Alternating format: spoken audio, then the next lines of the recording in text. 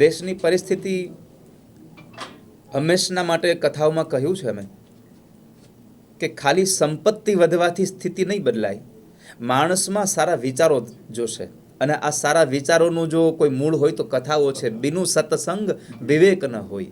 રામકથામાં કહ્યું છે રામાયણમાં કે સત્સંગ વગરનો વિવેક ન હોય, અને વિવેક ન હોય તો માણસને કેમ કોની સાથે જીવવું, કેની સાથે કેવી રીતનો વ્યવહાર કરવો એનું જ્ઞાન નહીં મળે. એટલે આ ભાગવત કથાથી બહુ બધા કાર્યો થવાના છે. કેવલ ખાલી પિતૃમોક્ષાર્થ માટેની કથા નથી, પોતાના ઉદ્ધાર માટેની પણ કથા છે કે પોતાને પણ જીવનનો એક સારો રાહ મળે. અમારો તો કથાનો એક હેતુ હોય છે કે માણસ નિર્વ્યસની પણ બને, સમાજમાં એજ્યુકેશન આવે, કારણ કે એજ્યુકેશનથી જ બધું પ્રાપ્ત થવાનું છે. એટલે સારા વિચારોની સ્થાપના થશે તો આતંકવાદ પણ ચોક્કસપણે દૂર થશે. અને રહી વાત સનાતનની, તો સનાતન તો એટલું ઊંડું મૂળ છે કે જેની કોઈને ખબર જ નથી કે કેમ આને કાપવું જોઈએ. એટલે સનાતનને ક્યારેય કોઈ હાનિ પહોંચાડી શકવાનું નથી, પણ સનાતનને હાનિ નહીં પહોંચાડે એ ભાવ સાંભળીને આપણે સાવ નિશ્ચિત થઈ જવાની જરૂર નથી, આપણે સાવધાન રહેવાની જરૂર તો છે જ.